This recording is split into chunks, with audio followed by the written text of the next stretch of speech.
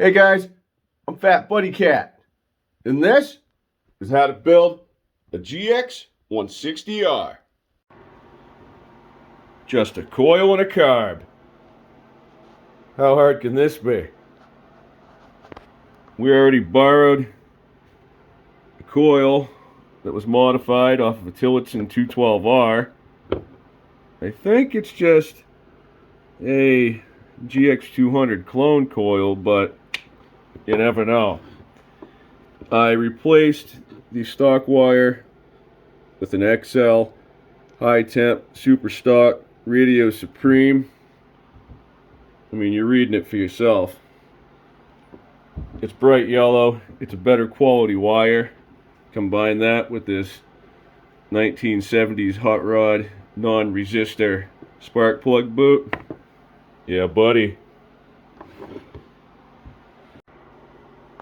My two bolts are in.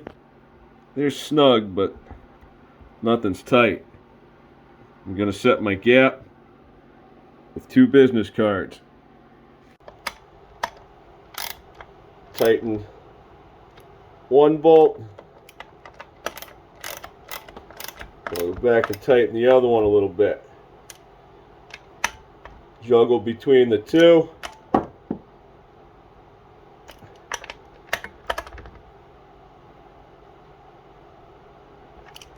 That one feels good. That one feels the same. Oh yeah. Just like a feeler gauge.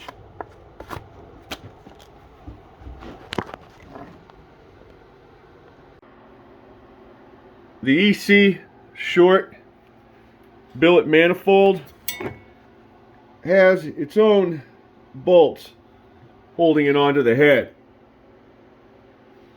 You can't see this one. It's behind the flange on the carburetor itself. All we have to worry about are the two studs. I put nylock nuts on those, and I'm going to show you why. This side is really easy to get out. You can just loosen the nut.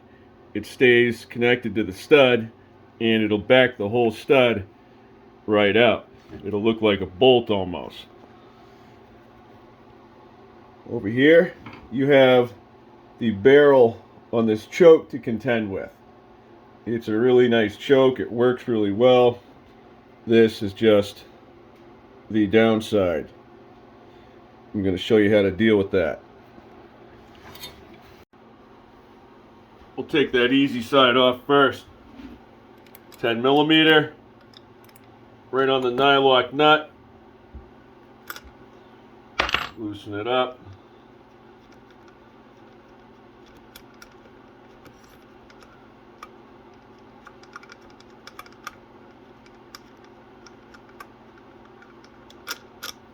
Whole thing comes out, and it looks just like that.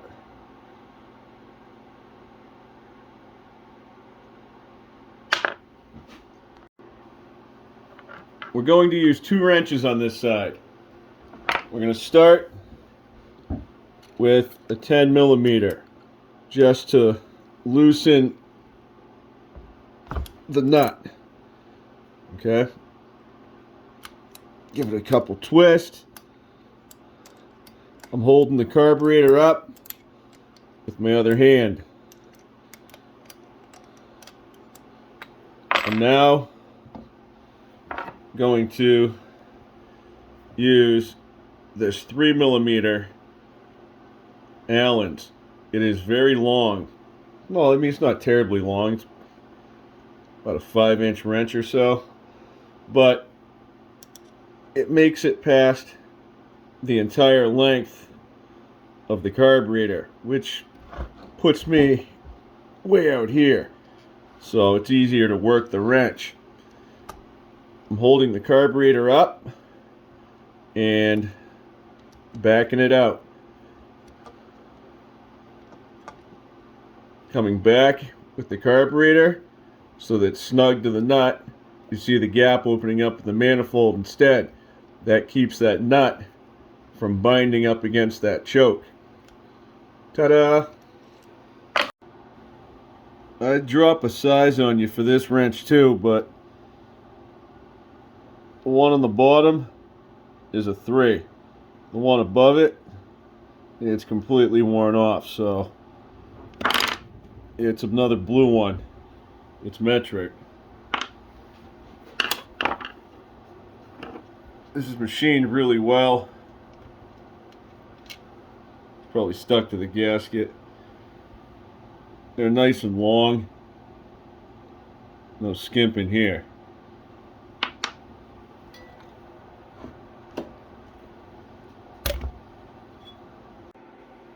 The carburetor that we're going to be using is the Wildcat WC22. This is a 26mm round slide that comes from EC Carburetors.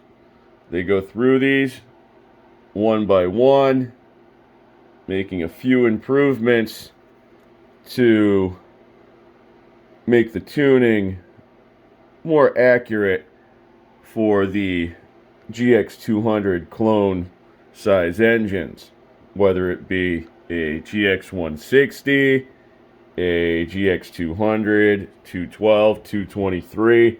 I've ran them all on the same exact carb with the stock jets. Once we get it installed and we go to start it, we'll make a few other adjustments, but I'll show you how I maintain these and get them back on the manifold and the engine. I just took apart the entire carburetor. Well, a good percentage of it anyways. And then gave it the business and a final go over with some brake clean.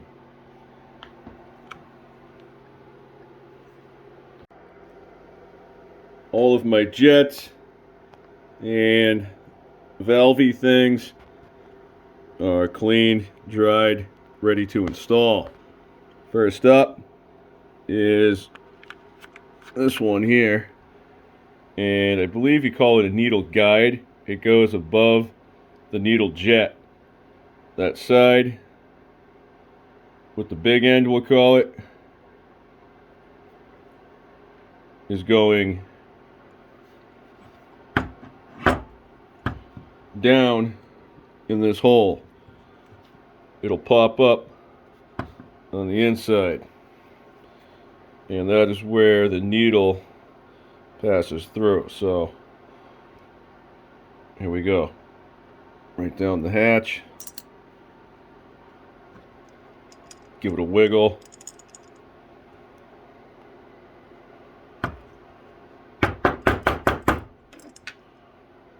There it is. Next will be the needle jet itself. This works like an emulsion tube for the carburetor. I'm going to tighten that in just to seat it. It's got a little O-ring on it. It just takes an 8mm. You don't want to over tighten any of your jets. They just have to be snug, and then just a little beyond. There's my needle jet. Next is the main jet. This one happens to be a 105. I'm not sure on the pilot. I can't see the number on it anymore. Or it just didn't come with the number on it. Alright, there's my main. Use the appropriate size screwdriver.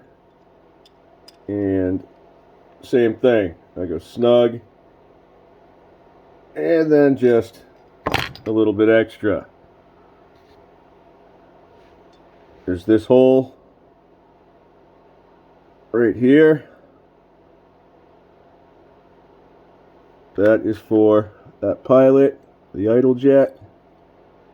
That one goes in.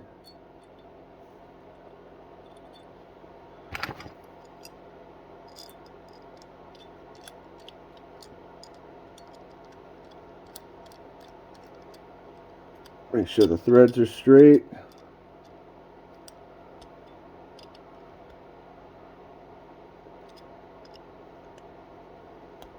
I'm snug. Now I'm tight. Now we're going to do the float. There's your needle valve. The needle valve seats into here, and the float hangs from these two towers that this little dowel goes through. I'll try to get you. Yeah, you can see there. The float goes with the round sides facing down at this point. It's going to be up when you flip the carburetor over, but that's the way it is. The needle valve, that little thing, get you in focus. That's so small, right there. That is going to hang from the float. That little tang right there.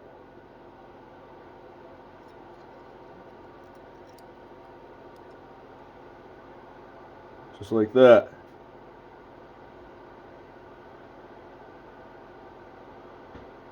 I'm going to lower that needle valve into the hole that I showed you.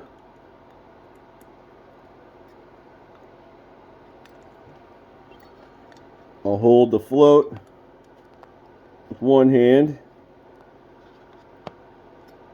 and I'll feed the dowel through with the other.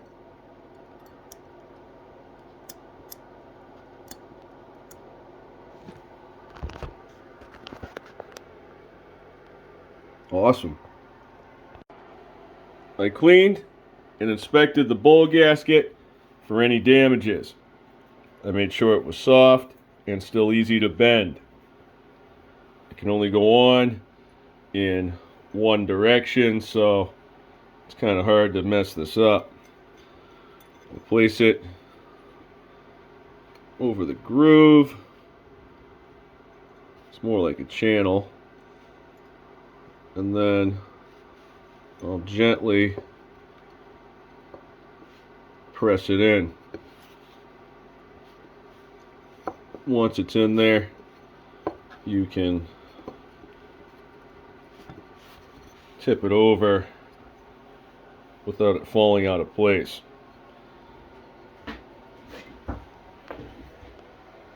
Now I'm going to put it on the carburetor. Again, it only goes one way.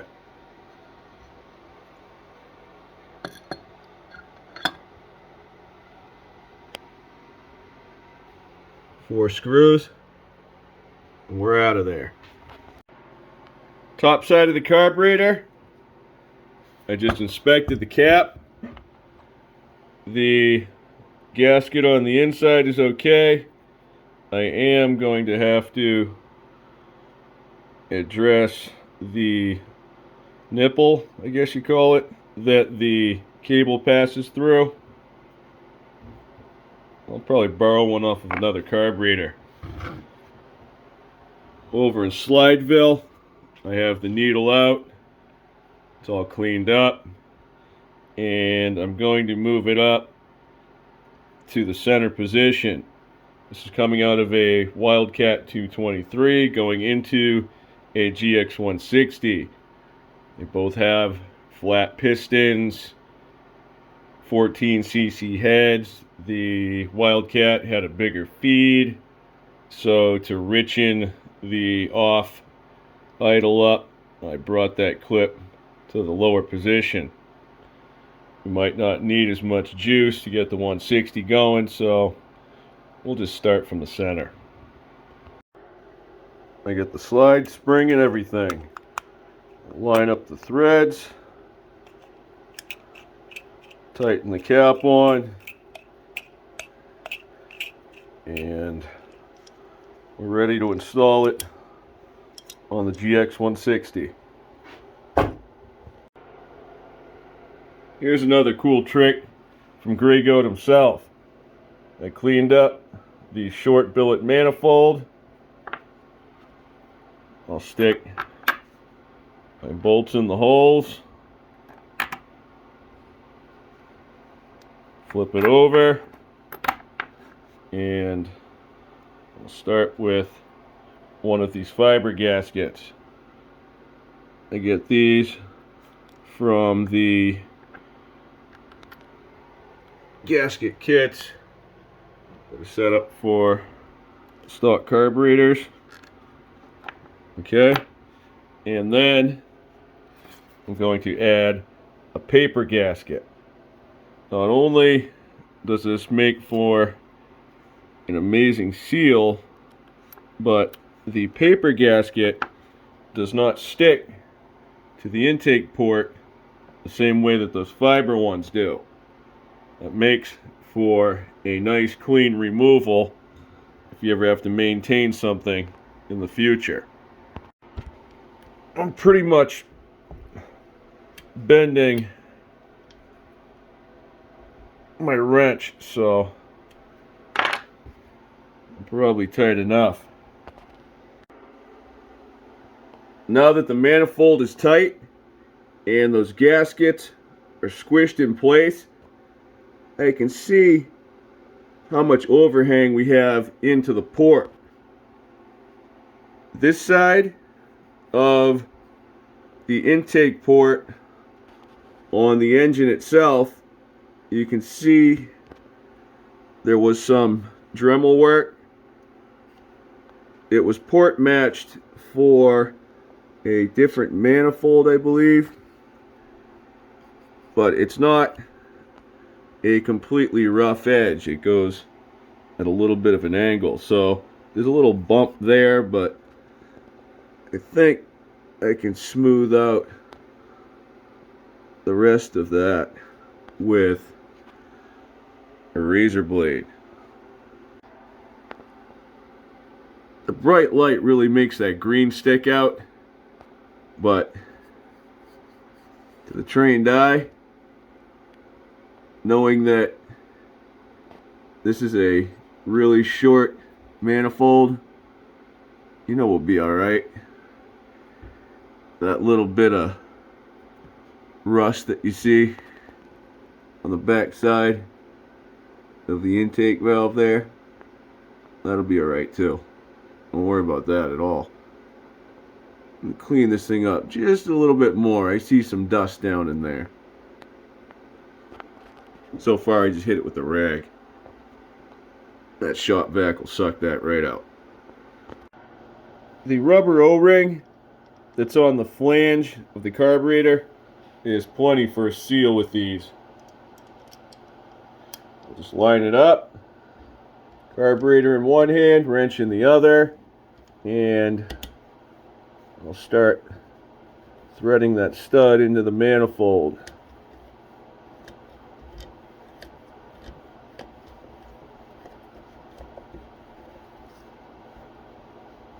I'm not going to go tight yet. Just get it close, and then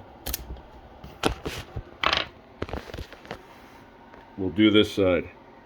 Once I have both of the studs pretty close, I go back and juggle between the two, bringing them in evenly so that we get the best seal we can between that O-ring and the manifold.